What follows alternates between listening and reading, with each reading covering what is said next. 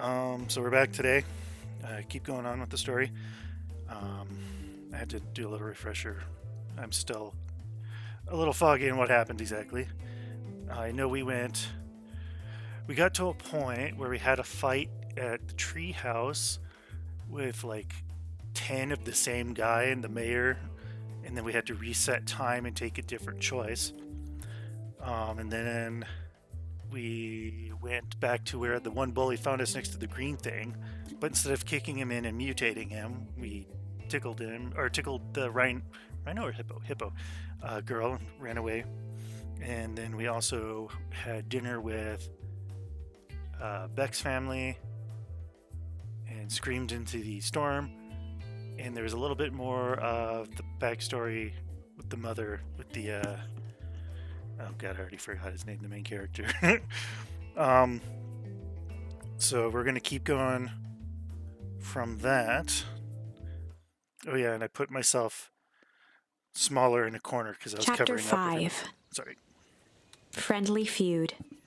The air was heavy with the hard rain's residue. The smell of wet things. Despite his dreary surroundings, Luca felt at peace. He'd never shared those details about his dad with anyone. Not even Rollo. But it's not like this changed anything. Rollo was still his best friend. Adding Beck to the group would help balance things out. Everything's better in threes. This is what Luca told himself as he headed to the treehouse. Right, his name is Luca.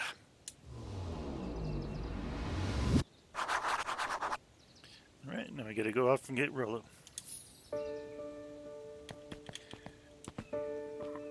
Gotta do my boingy check. Boing, boing.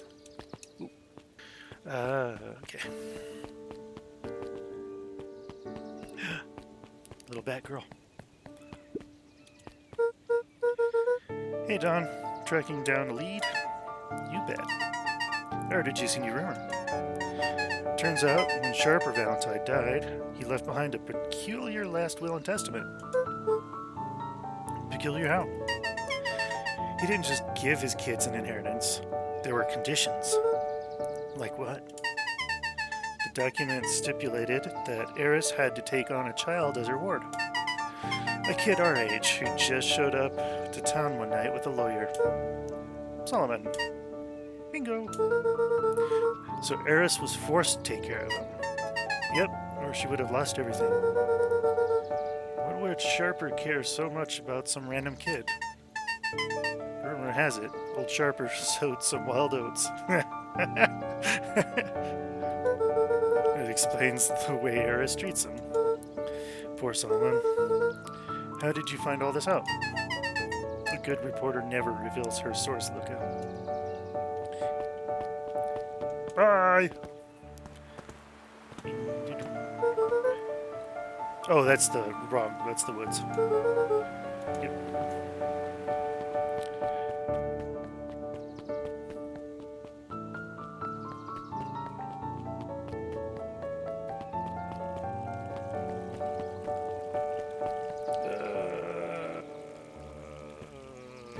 Right.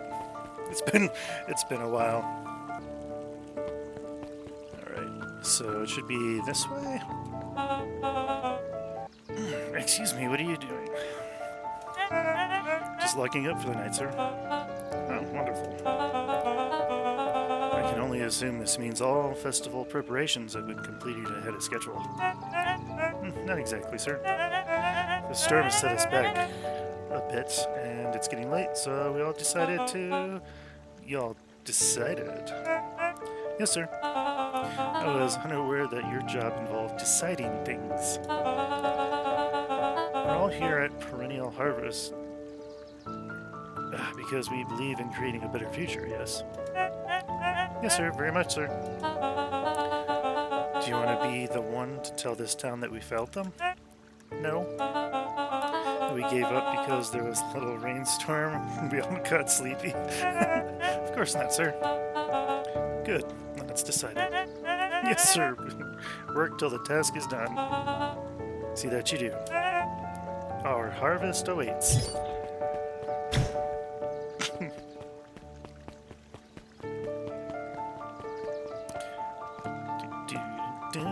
going to the woods. Rolo, are you still up there? Dude, just open the door. I'm sorry, Rolo isn't accepting visitors at the moment.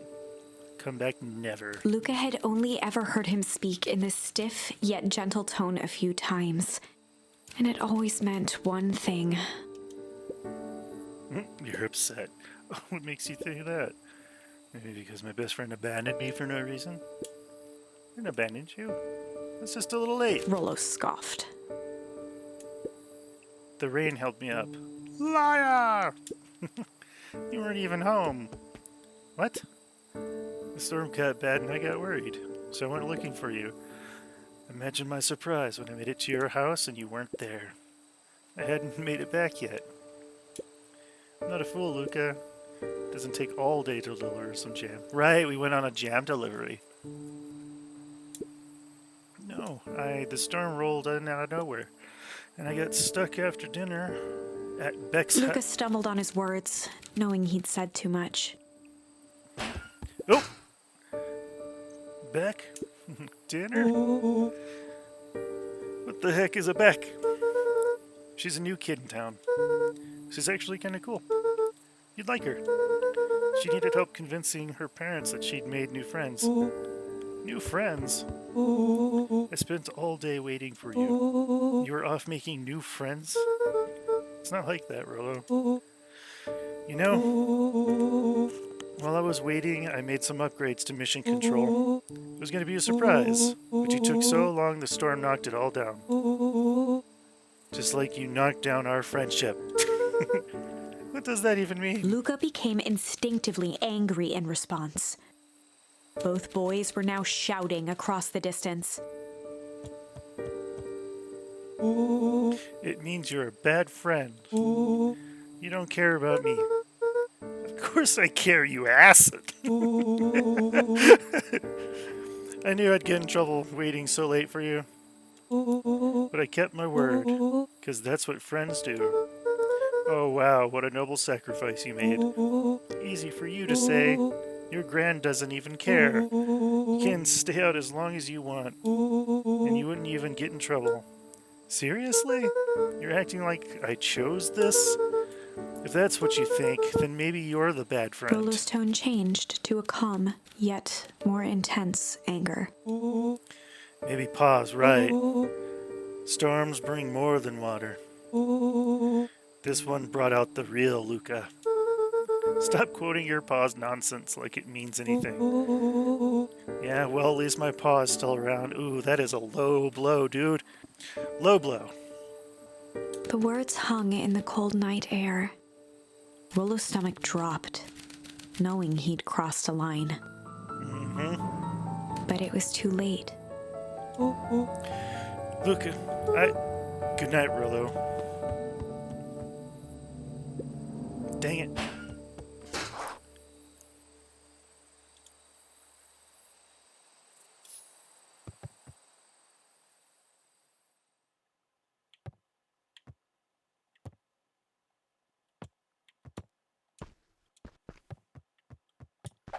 Ooh.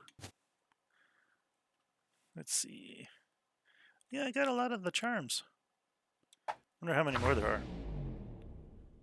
So we got to be at the end of this one. Okay.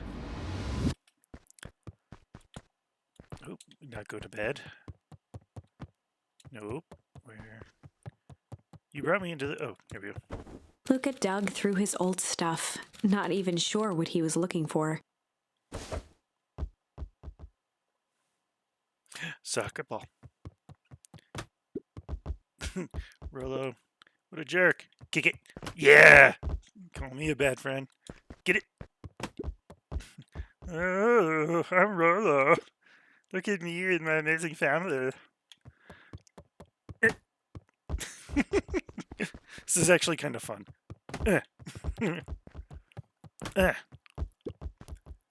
No, more kick.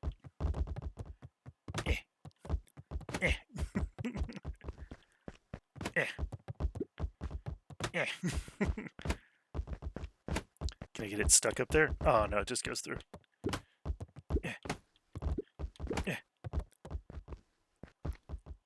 Okay, it looks like it actually has some sort of collision that pushes it out into the center room. Or, well, more central instead of behind things. That's cool. I guess I'm just never supposed to make new friends.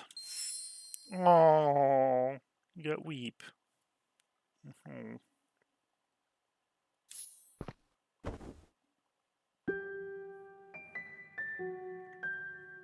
Luca, Gran cooed gently from the hallway. you slept straight through breakfast. Luca, are you alright? Oh, fine. Just don't feel like getting up yet. Yeah, I know that feeling, man. Okay, I'll leave this oatmeal by the door. You could just bring it. Whatever. Gotta run and take care of some things. Okay. So you'll be back later to check in. Sure. Luca just wanted to be alone. He waited to hear the sound of the front door closing.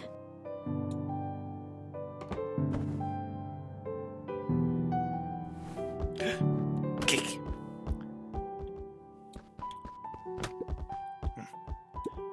I'm gonna be miserable.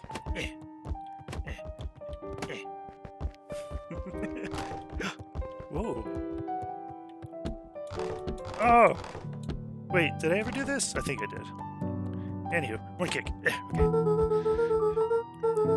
If Rollo thinks I'm still going to the festival with him, he can shove it.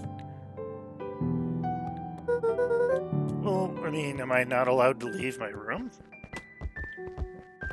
Keep kicking the damn ball then. Get it! Air kick. Wah.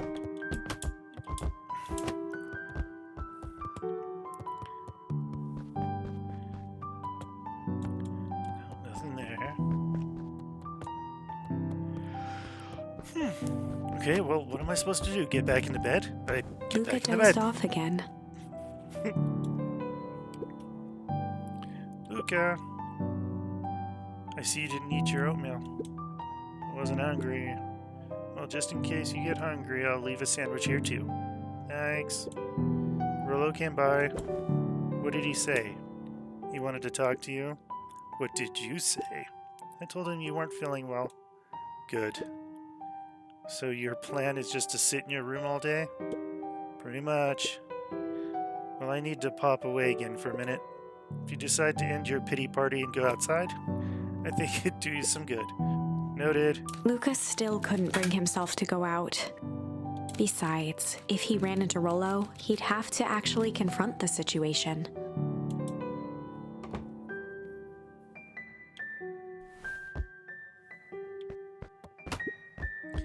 Never anything interesting at the festival anyway.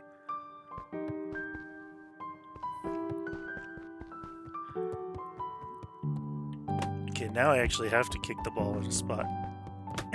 Got it. First try. The Adventures of Hank Atomic. Luca carefully opened the cover and began to read. Rollo had received it for his birthday, a special hardcover edition with behind-the-scenes commentary and bonus art. Ooh, sounds nice. Rollo cherished it, but asked that Luca keep it at his house. Luca wasn't sure if it was because Rollo didn't trust himself with it, didn't trust his sister around it, or just wanted an excuse to come hang out at Luca's more often. Whatever the reason, Luca didn't mind. But it had stayed right there where Rollo had stashed it ever since. Now, at the foot of his bed, Luca lost himself in the pages. He'd read it all before, but at this moment, it somehow felt sentimental. He was well into issue number 5 when he heard soft footsteps from the hallway. Ninjas! Luca? Another little friend came to see you. A girl named Beck Meowdwill. Modwill. Modwill? She said you met yesterday? What did she say? Is she here? She was just dropping by. I told her you weren't taking visitors today. Oh, she seems nice. Yeah. You had a fight with Rollo, didn't you? Can I come in? Maybe later. Alright then. I'll leave dinner on the kitchen table, in case you want a bite before bedtime. Without realizing it, Luca had pouted away the entire afternoon. He once again felt the weight of it all, and allowed his weary eyes to close. Luca didn't eat stood at in all. a vast black expanse. He looked up at his father standing beside him. Walt was working a straw at the bottom of a fountain glass, trying to collect the last bits of milkshake. Dad? Where? Taking a final loud gurgling sip, his father peered up from the glass. He jangled the straw playfully with a warm smile, then lifted the empty glass as if to point into the darkness. The source? Luca's eyes followed his father's gesture. In an instant, he was sitting in front of a blazing campfire. Across from him sat a large figure in a yellow hazmat suit. The figure's voice was a scratchy echo. Well, if it isn't the man of the hour, make yourself comfortable. Luca held his shivering hands over the flame to warm himself. It doesn't work that way here. Their yellow-gloved hand pointed to the base of the flame. It's a cold flame, see? Luca peered at the base of the fire. It wasn't wood that was burning. It was Beacon Pines itself. Tiny buildings, freezing and crumbling as they were consumed by flame. Luca could see small shadows moving in the burning city. People. Luca leapt to his feet. We've got to help them! The figure gave a dismissive wave of their hand. Why waste energy helping people who can't even help themselves? The figure bent down to examine the panicked crowd as they desperately tried to stop the flames. They only care about what's right in front of them. Not like us. Luca's voice was a trembling whisper. Us? The figure slowly stood up, grabbing its helmet with both hands. With a jolt and a twist, the suit emitted a gasp. A cloud of torpid mist escaped, slowly revealing the face within. Luca's own face looked back at him. Older, worn, distant. The sensation was oddly familiar, as if he'd caught his own reflection by surprise in the mirror. The doppelganger smiled. I tried to help once. He gestured towards his face. And all it got me was this. Lucas staggered back. You aren't me. Luca felt a hand catch his shoulder. His father was there again, beside him. Every choice sets us on a path. This is the end of one of your paths, son. Luca watched his older self shake its head ruefully, its face twisting into a cruel grin. Welp, Dad, if you wanted him to see this, far be it from me to disappoint. Luca watched in shock as the figure took a confident step forward and plunged into the flames. In a flash of cold light, he was gone. What does all of this mean? Luca felt a reassuring squeeze on his shoulder.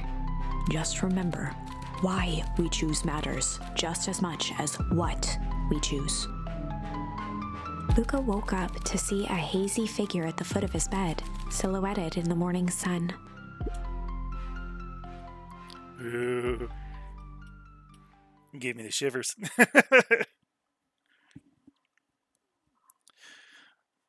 Mom? No, dear. It's only Gran. Luca rubbed his eyes. The kind, concerned face of his gran came into focus. How are you feeling? Fine? Anything you want to talk about? I don't feel like talking. That's just as well. How about you sit there and listen a bit? Whatever you and Rollo fought about doesn't matter.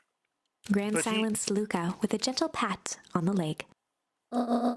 Fights between friends happen. What was said doesn't matter. The important thing is that it's not the last thing you ever say to each other. But he said stuff about Dad. Well, do you think he meant it? No.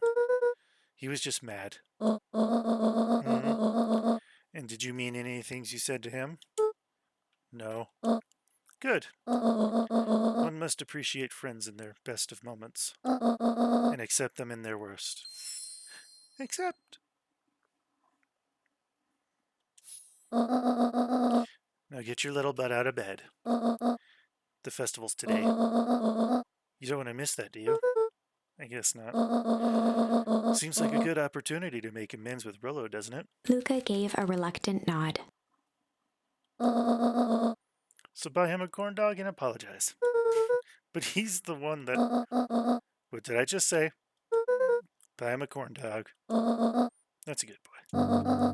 Everything's better with corn dogs. Yeah. I need to get going now. Got some last minute festival business to take care of. I'll come find you at the fountain after lunch. Alright. I love you, Luca.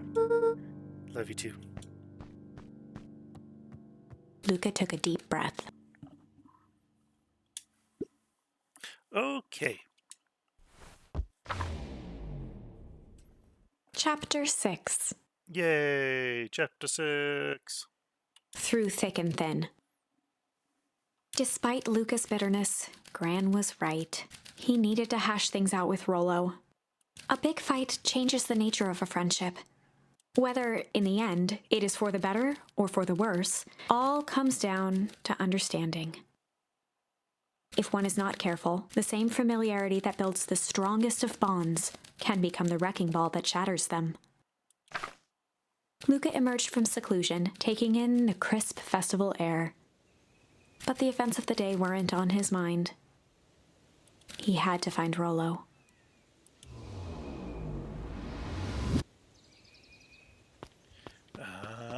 Festival time! There you are. Luca, Rollo wanted me to tell you something. What is it? Roxy rolled her eyes, shaking her head. A space adventure, though you needn't buy it. If ye be brave, go somewhere quiet. Roxy, I don't. It's a riddle, Luca. My goofy little brother wants you to find him. Luca looked down and kicked at the dirt. Look, I know you two had a fight. The only thing more annoying than my little brother is my little brother without his best friend. So I'm doing him this one favor. Now I need one favor from you. Whatever it is that went down between you two, squash it.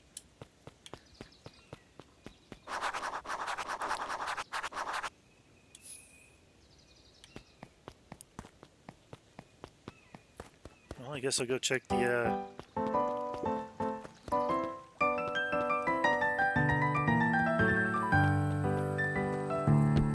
Nope, he's not here. Go somewhere quiet.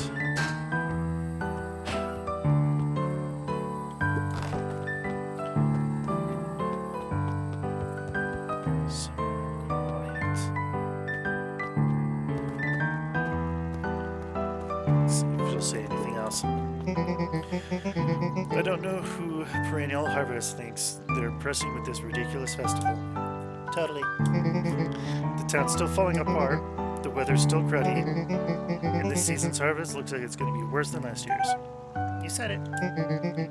No amount of corporate pandering is going to change any of that. Exactly. But the lemonade at the drink stand over there does look pretty tasty. Fitz. I'm still going to be mad at them. I'd just rather be mad while sipping some delicious lemonade is all. Go somewhere quiet. Well, there's the bullies. Alright, what are you gonna do? Every single time. Yup. Wait for it. Oh god, there's another one.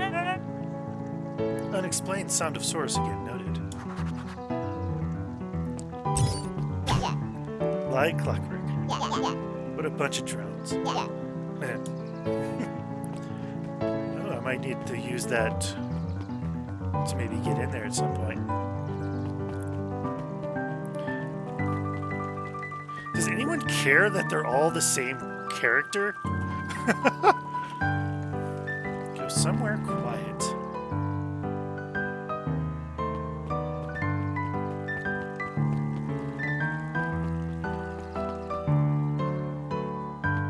Oh, quiet. Maybe the library.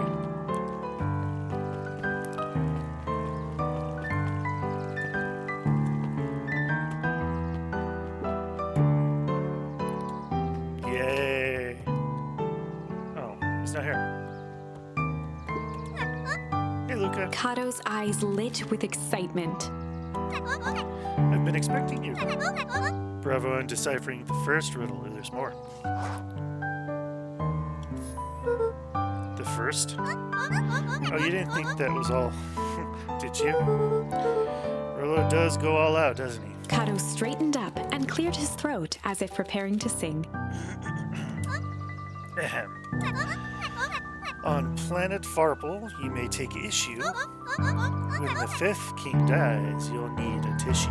Kato stared at Luca eagerly. Get it? Want me to tell you?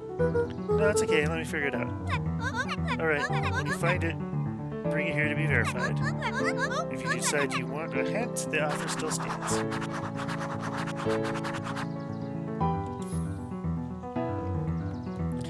Okay, well, it's going to be a book or something. Luca grabbed the 5 pillars of success from the shelf. Luca grabbed The Issue with Self-Help, a helpful guide. Luca grabbed 500 meals for one big pot from...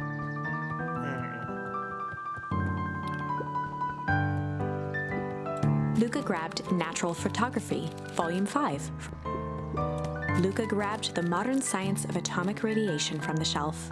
You'll need a tissue for the Luca grabbed The Adventures of Hank Atomic, issue number 4, from the shelf. Luca grabbed The Adventures of Hank Atomic, issue number 5, from the shelf. Maybe this one. Let's give it a shot. Ah, you found it. Kato removed his book from the desk and replaced it with Luca's, turning on the lamp. As he slid the book under the purple light, 2 words glowed. The Adventures of Hank Atomic, issue 5. Yay! Luca clicked his tongue with recognition. Rollo's cipher pen. Used to write secret messages everywhere with that. And only I had the special flashlight needed to reveal it. But I lost it. Well, apparently he traded Jeff for his purple light bulb. Parted with his entire Halloween candy stash. Oh, Rollo. Now let's see here. Kato began flipping through the pages, stopping when he hit a glowing word. Get away with such a grift. He continued flipping. Only found in grub cart. Reaching the end of the book, Kato looked up. That's it. Grift in grub cart. Griffin's grub cart. He wants me to go to Griffin's snack stand. Ah, brilliant. I guess you're off then. Good luck on the rest of the scavenger hunt. Thanks, Kato.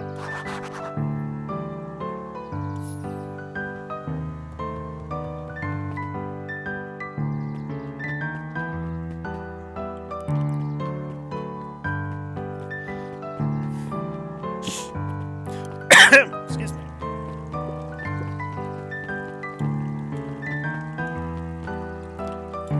Let's see.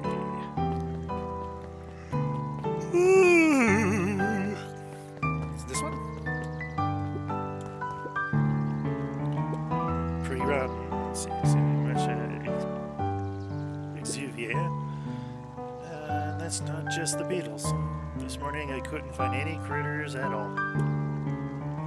It's like everything that buzzes or skitters just packed up and left. I just spooked him. Yeah, maybe that's it. No, that was not a food cart, so where's the food cart?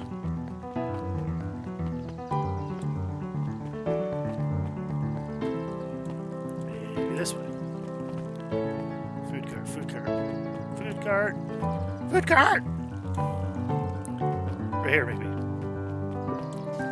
Yay! Hey, Griffin. Did Rollo come? Before Luca could finish his sentence, Griffin handed him a corn dog. Oh, that's it. Bought and paid for. Enjoy. I thought there was supposed to be some riddle or Luca something. shrugged, taking a sizable bite out of the corn dog. Yeah, it's cold. Oh yeah, that one's been sitting here for a while.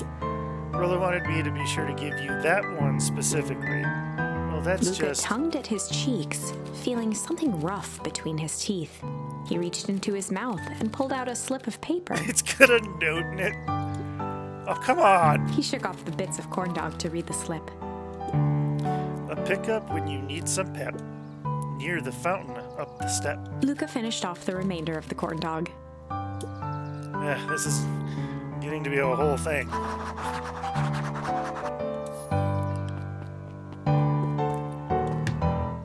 Oop. I got an achievement called Melon Kicker for whacking the watermelon. Whack. Oh, look at this little guy. Luca, did you know that Beacon Pines is actually unincorporated? A lot of people don't know that. Oh, yeah, I didn't know. What's that mean? It means most public works are handled internally. We do all the pipelines, the water treatment, building regulations. That's great. Census taking, emergency services, and run. Up the stairs to the coffee shop. Up.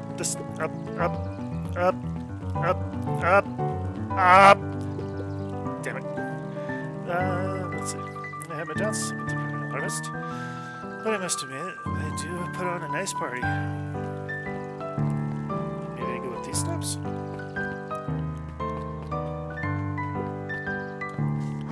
Hey! There you are, Luca. There's no way I'm actually doing this. It's way below my pay grade. Oh, come on, you big stiff. Let the kids have some fun. Fine. But Rollo owes me one. Lumi waved his hands around sarcastically as he began. What takes flight but has no wings? Your final task, a friendship brings. See, that wasn't so hard. Hard. It's like flexing. Yes. Hard. I feel cheap and somehow. I think it's sweet. What takes flight but has no wings?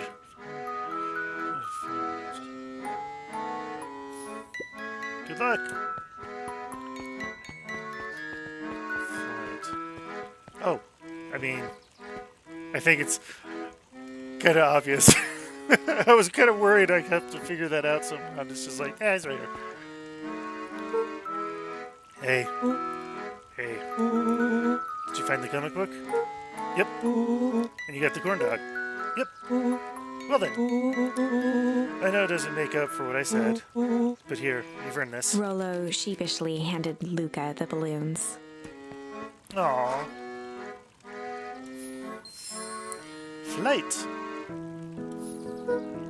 Thanks. You didn't have to go through all this trouble. I'm sorry I got so mad. Dang it, you were supposed to let me apologize first. Oh, sorry. Now you've apologized twice before me. Let me do this. Luca, I'm really sorry. With everything that's happened with your mom and all, I've always wanted to be there for you. And be a good friend, you know. When you said you were hanging out with someone else, I kind of freaked out. Rollo, still my turn. It felt like if you needed some new friend to help you, it meant that I wasn't good enough. But that was selfish and wrong. I was wrong. I'm so sorry, Luca. Okay, apology over. You can talk now. Luca threw himself at Rollo, hugging him as tightly as he could. Rollo, I don't deserve you. I don't deserve you either. That's why we deserve each other. So, what else do you want to do today? We could snoop around and try to find some info about your mom. Snoop where? We could probably sneak into Perennial Harvest HQ while everyone's at the festival. Aren't you curious about all the stuff those clipboards wrote down? What if we get caught? I think I have enough excitement for 1 week. Let's just make the rest of the day about us. Really? Yeah, the rest of the world can wait one more day. You know, I have been waiting to get some work done on the MCDC at Mission Control. The aim is a bit unpredictable. That sounds perfect.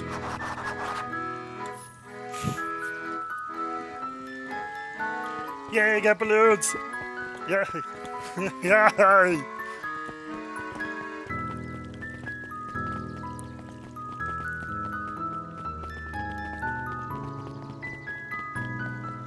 I'm stuck. There we go. Let's see if she says anything. Nope. How about you? Nope.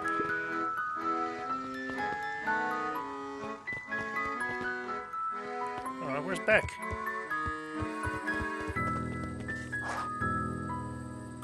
Oh, I almost forgot. I ran to your gran this morning. She asked me to give this to you. Rollo handed Luca an unopened letter. I'll wait for you inside if you want to read it now. Letter? Luca, some things are going to happen that might be difficult for you to understand. If I am honest, I hardly understand them myself. But whatever happens, I need you to know that I love you. Ooh, ominous. None of this is fair to you. You have already lost so much. We both have. I wish there was a simpler way forward. But if there is, I haven't thought of it.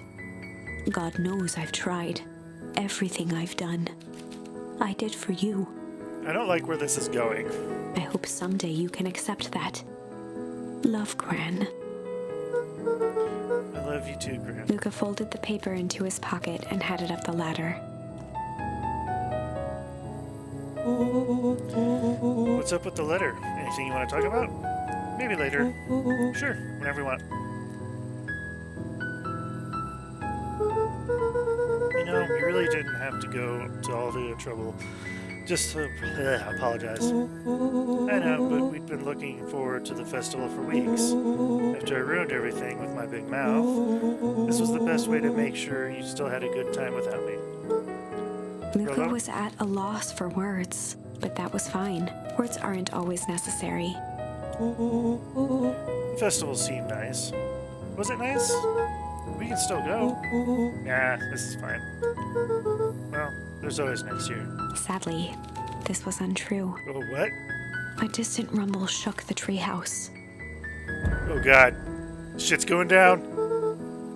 Oh, what was that? Oh, man, we missed the fireworks? It was not fireworks. I don't like this. I don't like this. It was something the boys couldn't possibly comprehend. Something as old and cruel as time itself. I don't like this. What's going on? Oh, jeez!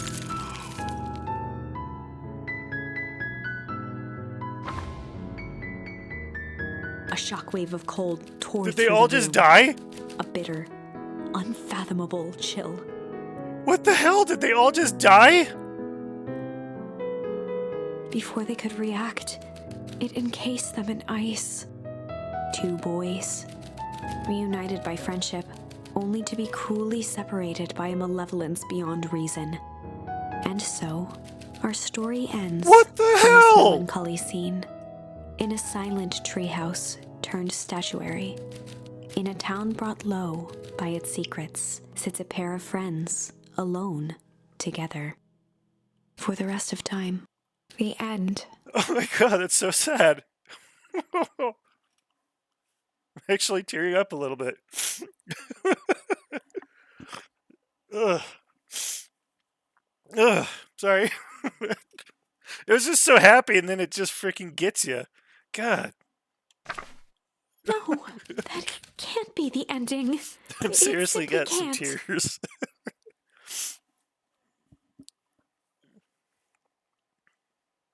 I won't accept it, and I hope you won't either. Nope. Come on. We gotta do this. There are more endings, more possibilities. I can feel it. We are just going to have to sort through them all until we find the one that fits. Hold on. Okay. I thought my OBS was slowing down. Yeah, that was sad.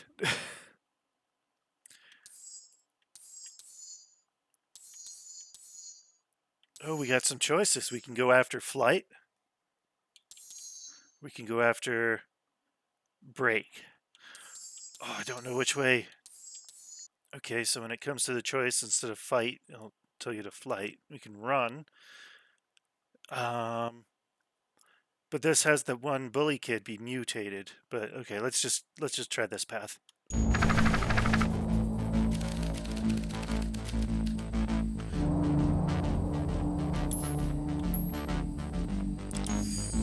Luca drew himself up and decided to take the only option they had left: flight. He squinted down the barrel of the mission control defense cannon, aiming it through an opening in the dense tree branches.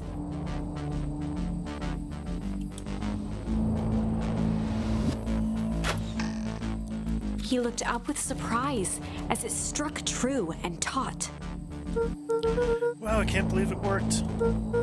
Hey, Mr. Kerr. We'd love to hear your thoughts, but I'm afraid we have places to be. Come on, Iggy. See ya, jerks. Ow, barehanded, that hurts. Fine, we know where that lands then. This way, we'll take the tunnels. Luca and Iggy winced as they sprinted through the thicket. The branches clawed at them, reluctant to give passage. After what felt like a marathon, Luca stopped in his tracks as they reached the clearing. What the? That was all he was able to say before Iggy slammed into his back. The boys tumbled down a steep decline and crashed with a wheezing thud on a surface as hard as ice. In fact, it was ice. Chapter 5. Signs. They stood silently, catching their breath. The sky was like sapphire. With each breath, a plume of steam escaped from Luca's lungs. Let's keep moving. Luca pulled Iggy to his feet as they gazed across a snowy terrain. Whoa. That was actually pretty badass. Uh-huh. I think we lost him. Are we up in the mountains? I don't think so. If anything, we went downhill. What's up with this winter wonderland? All I know is there's no going back the way we came. Let's see if we can get our bearings. Follow me.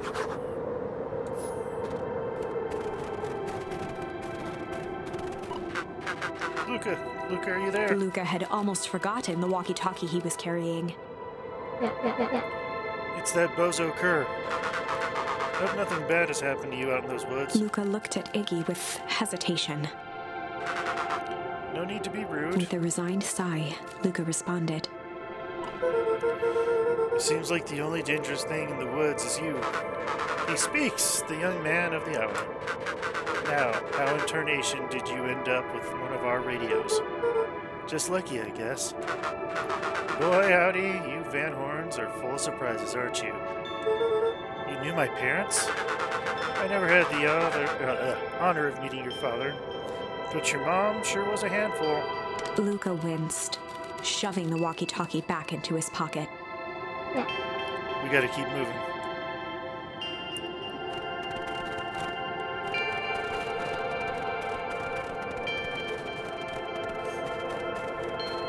Okay, wrong way, I guess. This way. Oh no. What's the readout? Sitting just above 258 Kelvin. That's down a bit from last time. Should we report this to Mr. Kerr? Still within safe ranges. It may be spreading, but it's under control for now. Even a small nudge in the equilibrium could cause a cascade. Dude, relax. Just a few more sites to hit before we can punch out. Let's get this over with.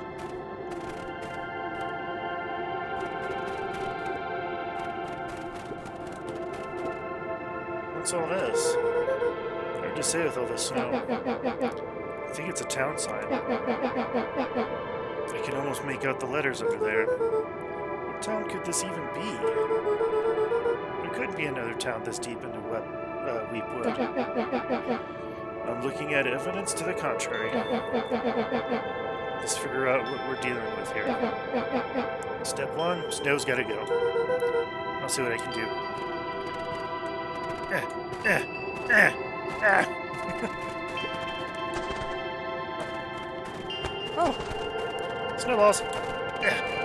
My aim is terrible. Hold on, I got it this time. There we go. Welcome to Beacon The Pines. boys stared in disbelief at the sign that now clearly read, "Welcome to Beacon Pines." This doesn't make any sense. We're in Beacon Pines. How's that possible? We ran away from town. How did we get back here? I guess we got turned around. Where did all this snow come from? Well, it's been colder than normal lately. That's a pretty big difference between sweater weather and the Arctic hellscape. The puddle we fought at before, it was cold too. Maybe all of it leads to one source. You think it's related? What the hell's going on? We're gonna get you some answers. Let's keep moving. What the hell? Ooh, this is crazy. It's all frozen. Looking down at the frozen stream, Luca could faintly see a school of minnows encased in the ice. Whatever happened here, it happened fast. The fish didn't even have time to run. Or, swim run.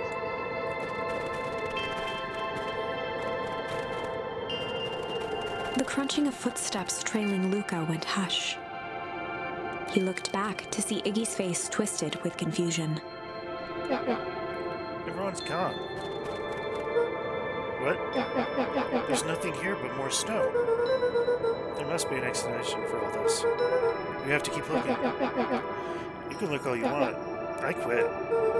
Iggy, we have to keep going. You don't get it, do you? This isn't one of your pathetic Hankatonic stories. We aren't going to save the day. We aren't going to save ourselves. My face is mangled. The town is destroyed. And everyone we've ever known is gone. We don't know that. You can't just quit. Do whatever you want. I'm done. Iggy, it's going to be okay. Luca peered upward at the darkening sky. He let out a long, foggy breath. Faintly, Iggy began to cry. Seeing Iggy in such a pathetic state gave Luca a sense of compassion, and more than a little guilt. It is getting pretty late, I think. Probably not a great idea to stumble around in the dark anyway. Luca allowed himself to collapse next to Iggy. Ooh, find shelter. Let's just rest for a bit. The boys huddled together for warmth and comfort. If not for exhaustion, their minds would be racing, trying to make sense of the events of the day. As it was, all they had energy for was to sit in silence, numb.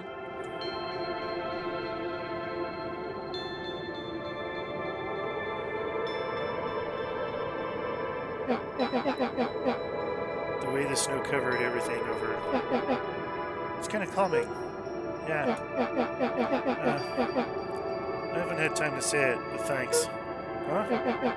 For getting us away from those creeps. I sort of froze up back there. Iggy, I should be the one apologizing. This all happened because I lost my temper. No, that's bull hockey. First of all, you didn't know what the gunk would do. You didn't, right? Of course not. Second, stop with this baloney about losing your temper. But I did lose my temper. Iggy motioned sarcastically to his half-deformed face. Obviously. But that's exactly what you should have done. Huh? That was being a horse's arse. You're supposed to be a horse's ass in response. That's how it works.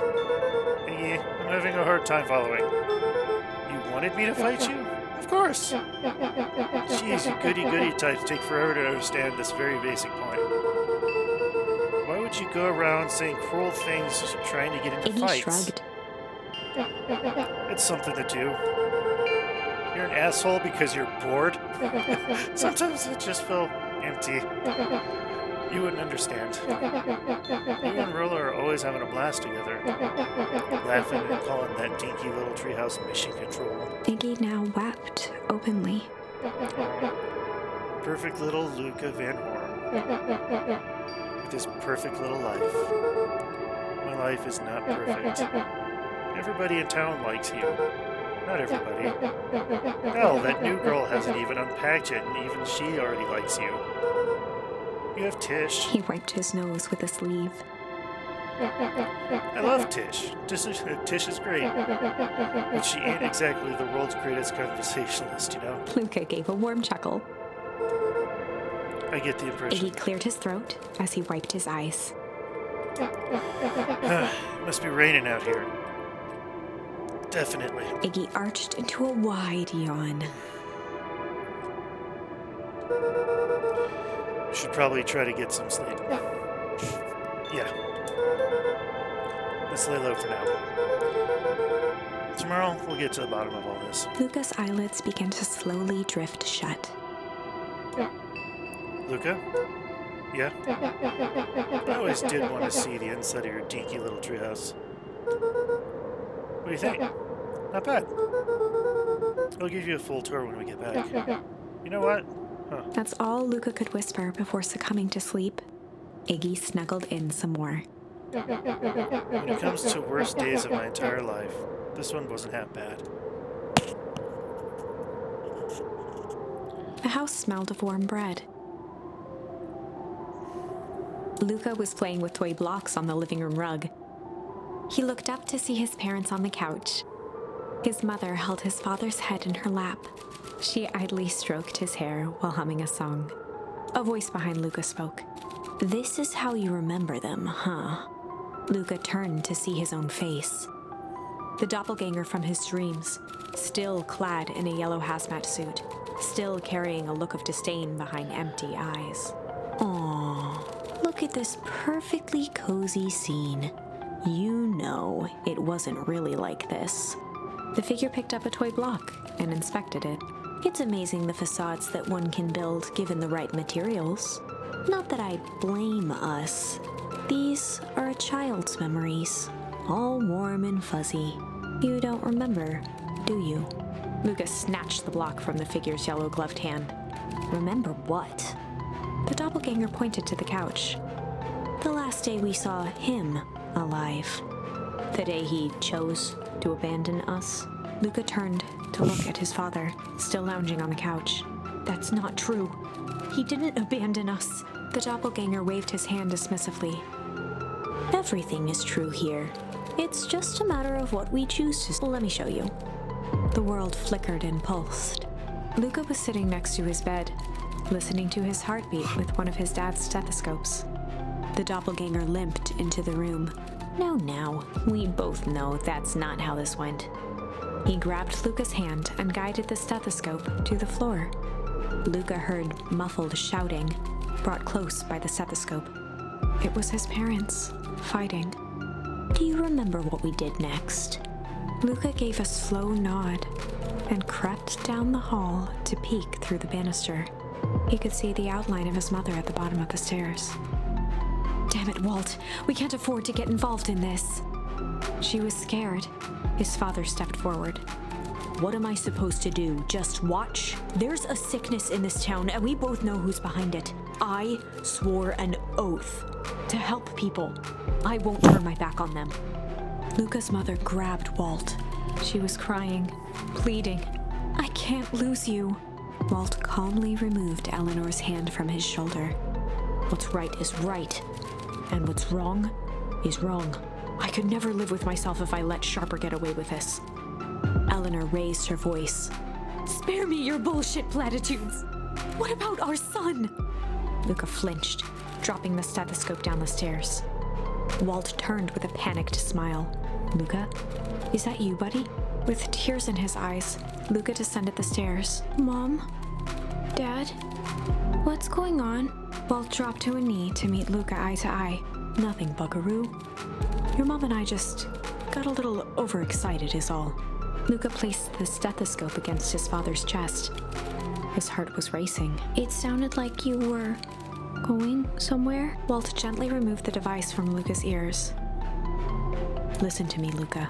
I have some business to take care of. I'll be back in time to tuck you in. Luca hugged his father tightly. Promise?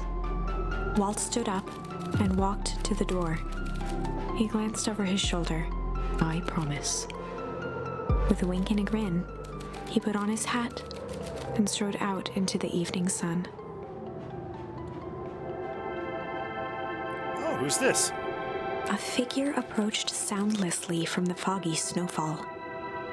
It stood above them, lingering in contemplation. Slowly raising one hand above Iggy, it snapped out 2 brisk raps on his head.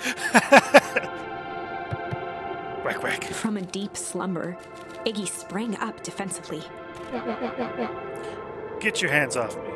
Whether it was the calming presence or the recognition that he was not in danger, Iggy felt his clenched fists lower. Just what do you think you're doing? Luca looked up, gradually remembering his whereabouts. The figure exhaled a cloud of warm vapor. You two certainly have caused a lot of commotion. What's that supposed to mean? Take it easy, Iggy. We were asleep minding our own business. You're the one running around knocking on people's heads. I'm sorry if I hurt you, Iggy. It didn't hurt nobody. Anybody. Huh? Oh, I see. You think you're better than me, you... When it came to complete strangers, Iggy had trouble cobbling together an insult. You big-hatted, scarfy-necked furball. Huh. Okay, let's lower the temperature a bit here. Interesting choice of words. I mean, let's all just calm down. Who are you? A friend. An observer. A hitchhiker on the infinite expanse of possibility. Great. How about a name? If you must call me something, you can call me Nat. Iggy huffed with gratification. How about you make like a gnat and buzz off? Very well. Nat began to turn away indifferently. Wait! Do you live here? You might say that. So you know where we are. You might also say that. Look, pal, we just want to find a safe way out of here. You gonna help us or not? Before knowing how to leave, one must know where they are. All right, that does it. Okay. I don't know about you, but I'm getting out of here, one way or another. Iggy turned sharply and began to stomp off. Enough with the riddles. Iggy, wait up. Realizing he'd worn their patience then, Nat relented. Very well. I suppose this isn't the time for metaphors. I'll show you how to get back home. Luca and Iggy turned around with hope in their eyes. Come here. Nat took a deep breath in. Close your eyes. Nat exhaled slowly, then snapped his fingers. Okay, open them. For a brief moment, Luca and Iggy let themselves believe that some great magic was about to unfold, until they opened their eyes and found themselves in the exact same place, cold and disheartened. This is your home. This is Beacon Pines. Look, Nat, we don't know how we got here. Maybe we stumbled through some time travel gate in Weepwood, or teleported to some alternate universe, or this is all just some cruel experiment by Kerr and his goons. But this is not our home. You're inching closer to the truth. Alas, the reality is much less fanciful. Just give it to us straight. So be it. As I said, this is Beacon Pines. The original, true Beacon Pines. Ooh.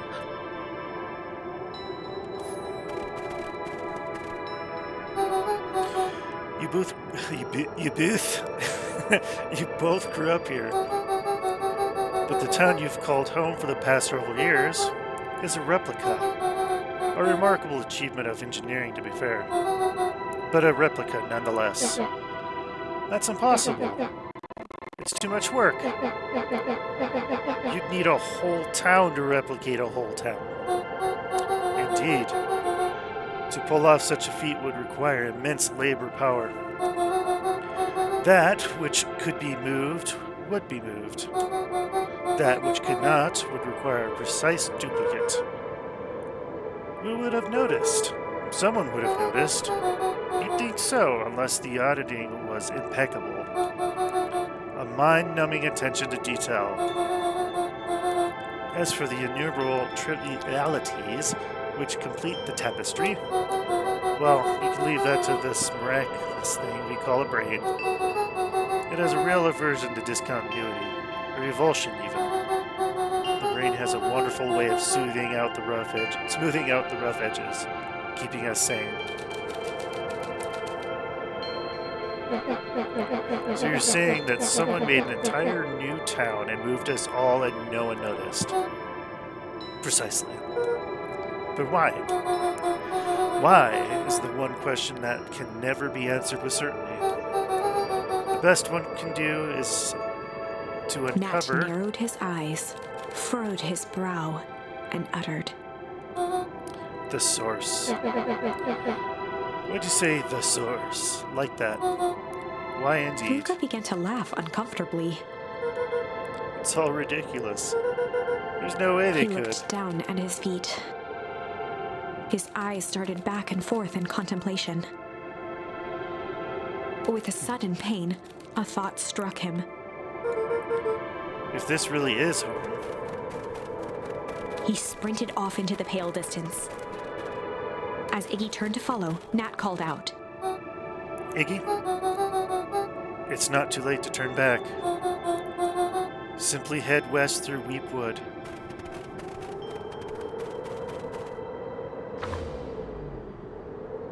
Chapter 6. The Source. Nat expressed his sympathy with a shrug and sauntered off as unassumingly as he'd arrived. He'd given Luca and Iggy what they needed, and nothing more. As Luca sprinted across the snow, the events of the past few days became clearer, pieces to a larger puzzle. Rollo said he was underground somewhere, captured. Mr. Kerr tried to cover it up with lies. The clipboards were hell-bent on capturing Iggy. It all seemed to point to perennial harvest. But right now, there was one thing that Luca needed to know.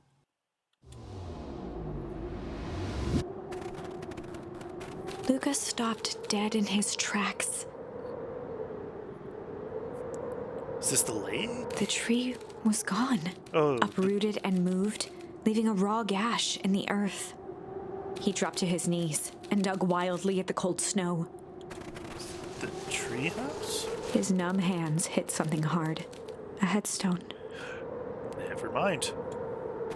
A dry whisper escaped Luca's lips. You're here. All this time, I thought I was visiting you. But you've been here, alone, in the snow. Dad, I'm so sorry. They ruined your favorite spot in the whole world. Our favorite spot in the whole world. Dad, what do I do? There was no reply. Just snow-covered silence. Give me this look like that. What if I couldn't find you, you jerk? Iggy finally noticed the tears welling in Luca's eyes and the snow-covered grave. Oh. Iggy, they stole his tree, Iggy. Yikes. Suddenly, they heard the crunch of approaching footsteps in the snow. We gotta hide. 259K. Fall off distance, still good. Dude, did you hear me? I said 259. Sorry. You ever think about what we did here? We saved a whole town of people. Doesn't feel like it sometimes. What about everything we left behind? That's the grave of someone with a family. The people who loved them will never know the truth. The truth is overrated. He bent down to scoop up a snowball and lobbed it playfully. Jeez. Hey! Don't be such a downer, dude. We took this job to change the world. Yeah. Come on. It's almost lunchtime. Is he like doing a dance out of there?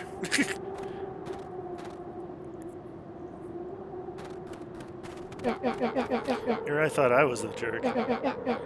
These dinguses are out here literally dancing on graves. Luca stuttered through heaving sobs. I thought I was visiting him. I thought he was with me. Not gonna lie, that's a bad break. Here's some Iggy advice. gave Luca a solid smack on the back of his head. Hey! Who's any of this helping? What? Sitting here in the snow, crying like some pushover? Who are you helping? Iggy, look what they did. They lied to everyone. Blah, blah, blah. Luca Van Horn, you're a lot of things, but you ain't no pushover. What did I tell you before? When some jerk comes at you acting like a horse's ass, you stand up and fight. Or I should stand up for myself. I don't know where I got fight in there. Blah. Hell yeah. Kurt and his mere little band of clipboards pulled off this switcheroo for a reason, right? That mentions something about a source. Luca wiped his eyes with a sleeve. Whoever's at the source must be awfully valuable to Perennial Harvest. Sure would be a shame if something unfortunate were to happen to their precious source, wouldn't it? What do you have in mind? If it's small enough to steal, we snatch it. If it's too big to snatch, we smash it. And what if it's too big to smash? Iggy flashed a mischievous smile and cracked his knuckles. I'm always up for a challenge. I'm gonna make this right, Dad. I promise. Let's do this.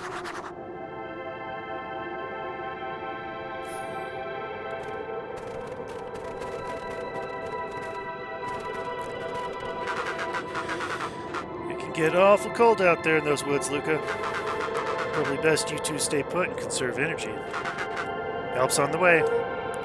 Where's Rollo? Where's my mom? Did you kill her? Oh, heavens no. Do I seem like a killer to you? Iggy and Luca shared a skeptical look. Side-eye. Well, do I? Ah, shucks. Now that hurts my feelings. Screw that guy.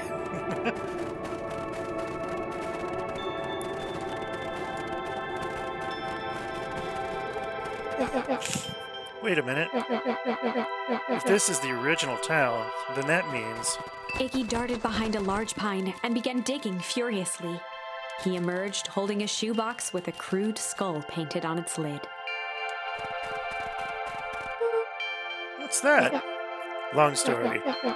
So a few years back, I came into possession of some premium grade fireworks. Not the wimpy firecracker stuff like they give kids. The good stuff. So why did you bury it under a tree? That's the long part of the story. You and Rollo were doing chores at Rollo's chicken coop, and you guys pissed me off for some reason or another. Luca rolled his eyes with realization. No, you didn't. Iggy stifled a chuckle. Yep. I just wanted to give you guys a little scare. But, like I said, these were some primo fireworks. So I might have underestimated things. You blew up the chicken coop? I prefer to think of it as an incendiary redecoration. Sorry, but you should have seen the looks on your faces. Rollo got grounded for months, which is why I needed to stash the evidence and lay low. So I buried them under that tree.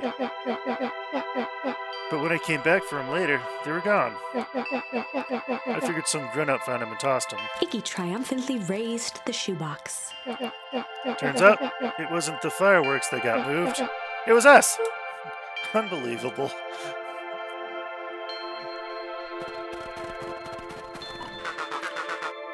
Do you think this is a game? Newsflash, boyo. You're not a hero. You're a little brat who is in way over his head. A hero is just someone who refuses to give up. Comics these days are rotten children's brains. Everyone thinks they're a spaceman superhero. I was always partial to Hank Atomic myself. Is that so? Do you really think you have a chance against us? You have no idea how powerful we are. Prepare for blast-off, loser. I wonder if I can explore further in. Ooh. Crooked. Just like this whole stinking place. Yeah, I got a new word.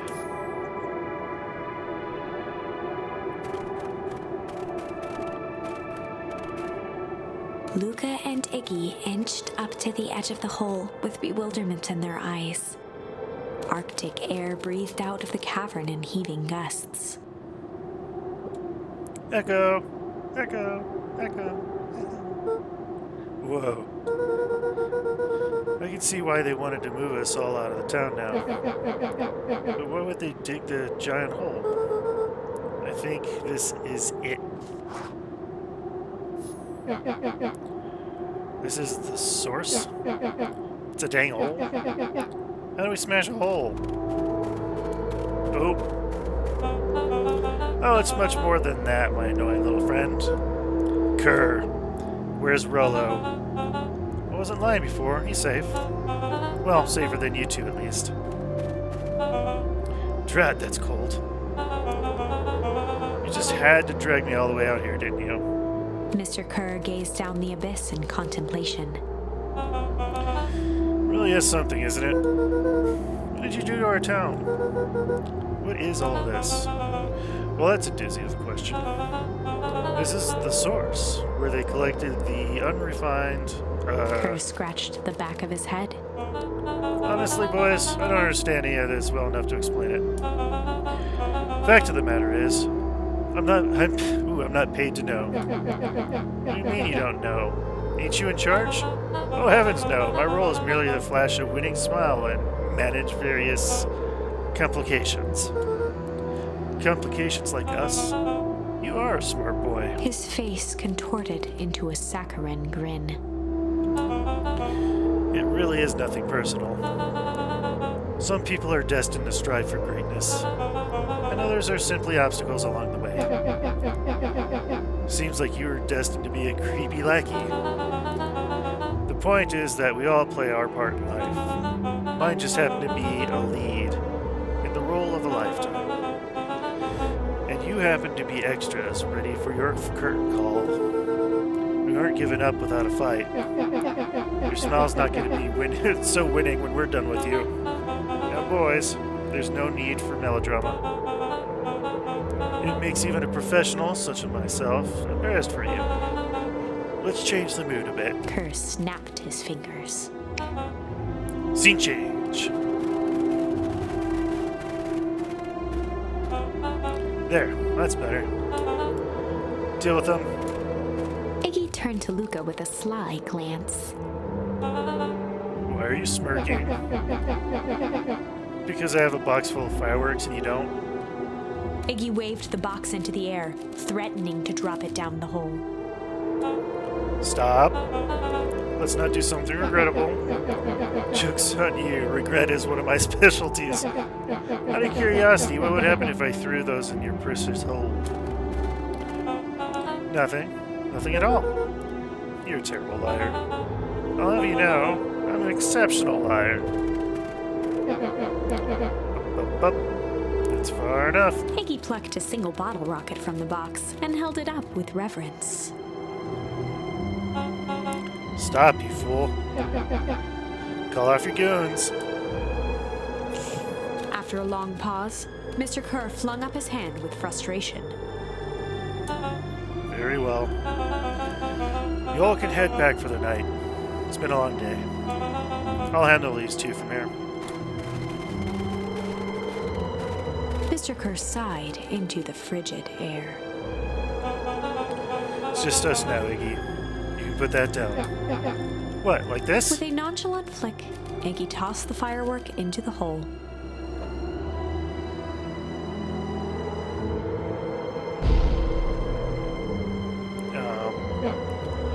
Oh god, look at his face! Oh no! Oh. Whoa. With a growl, Kerr leapt at Iggy, crashing through Luca. Oh jeez! Oh jeez! Iggy tried to twist away, but in the struggle they both tumbled over the side. Luca dove forward, bracing Iggy's hand just before it slipped. His grip was made precarious by the cold, wet snow. He could see Kerr further down, clinging to Iggy's coat. You reckless child, what have you done? Luca, listen to me. Hold on tight and use the walkie-talkie to call them back. What channel do I use?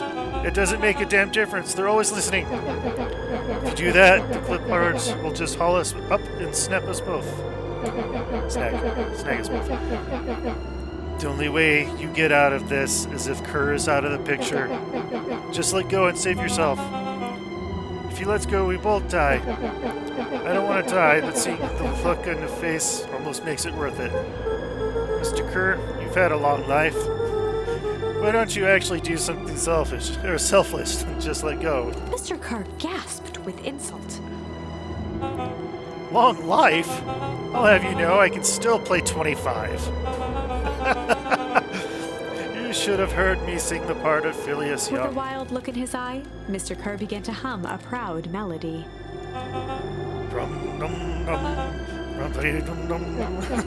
Wow, can you really believe this guy? Oh, new word! Luca's hand began to cramp.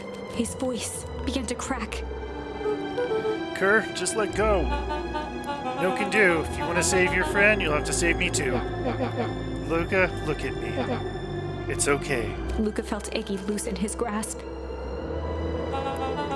You're gonna kill your friend like that, are you? Every muscle in Luca's body burned. I'm not his friend. Yes, you are. Nah, I'm just a no-good bully. Like you, Kerr.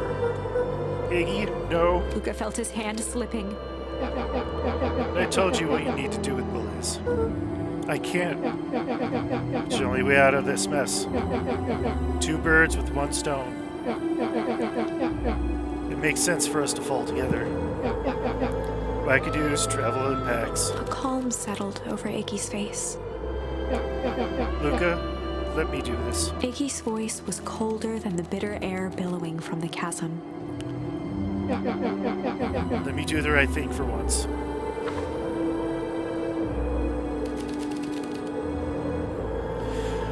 Ugh. I already watched kids die. Now do I have to watch another one go? Ugh. Refuse or accept? Oh.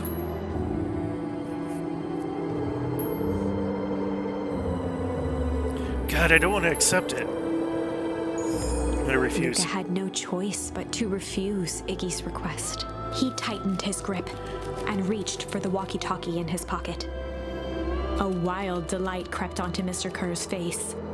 That's a good lad. Now, radio for help.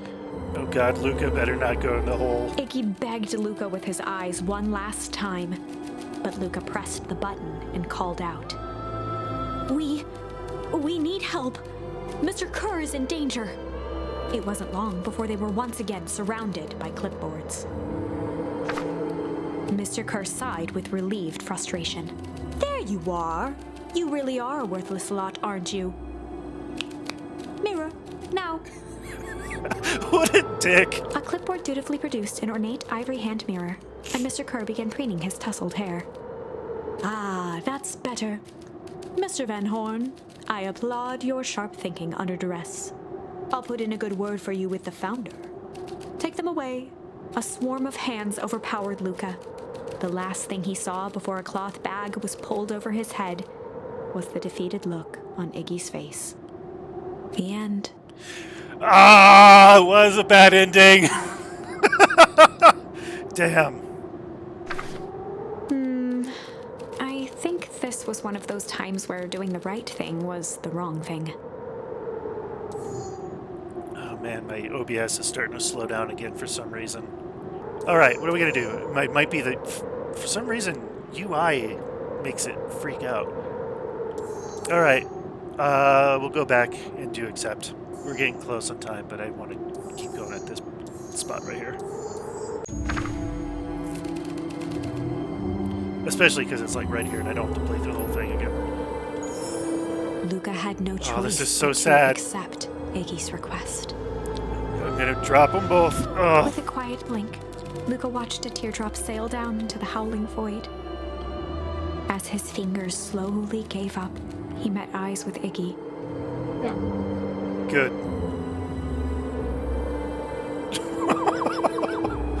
Oh, that's so sad. The two silhouettes were swallowed by darkness.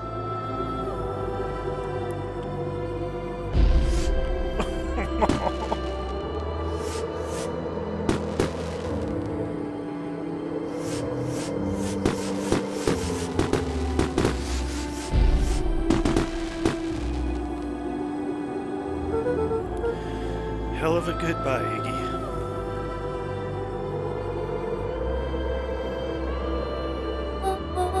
Luca, you should really step back.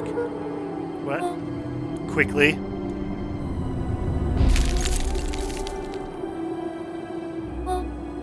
Curious. Ah, but of course. Those fireworks of Iggy's must have just been just the right amount of energy. We should get out of here before perennial harvest arrives. Not until you tell me what just happened.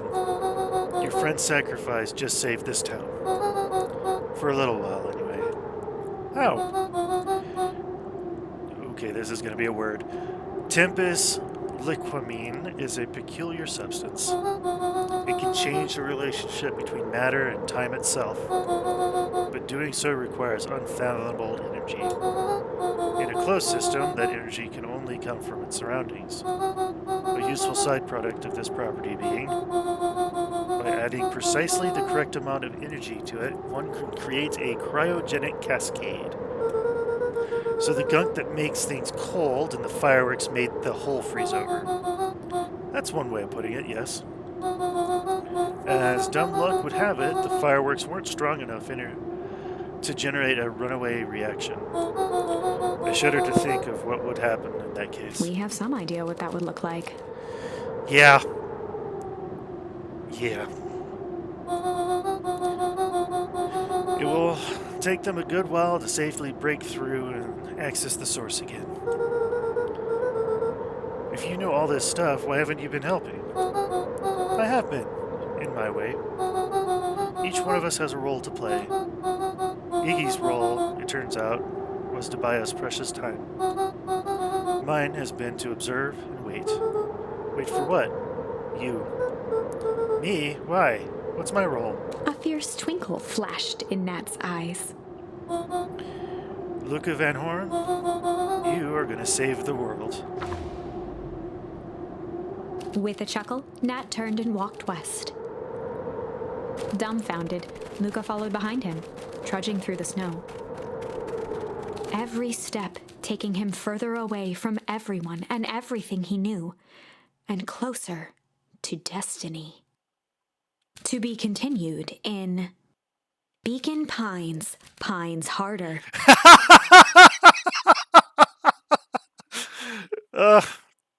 Revenge served cold. It's got the purple ink. Second time's a charm? Two and charm. Charm. Wait, that's it? This ends with a crummy cliffhanger just when it was getting good? I was even starting to like Iggy. No way. I refuse to be associated with some never-ending parade of sequels. Let's go back and find something more definitive.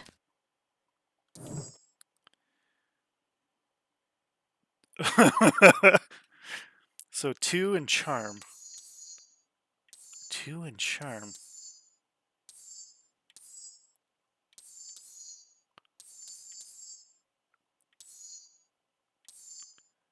I mean, this is the only other option I've got. I'm just going to start it, but I'm going to call it. Oh, maybe that was a bad idea. Okay, I am going to pause it right there. Oh! Well, that was a trip. Yeah, the whole bit with the the friendship in the treehouse ending, that got me for some reason. That was just. Ugh. But I don't know. This other ending was just kind of interesting too. Is the I wonder if there's more to the code than just the two dashes and the charm. But yeah, like trying to save your friend just results in a bad failure, so you actually have to let him die essentially. And then it just goes into, nah, that's not cool. Let's do something else.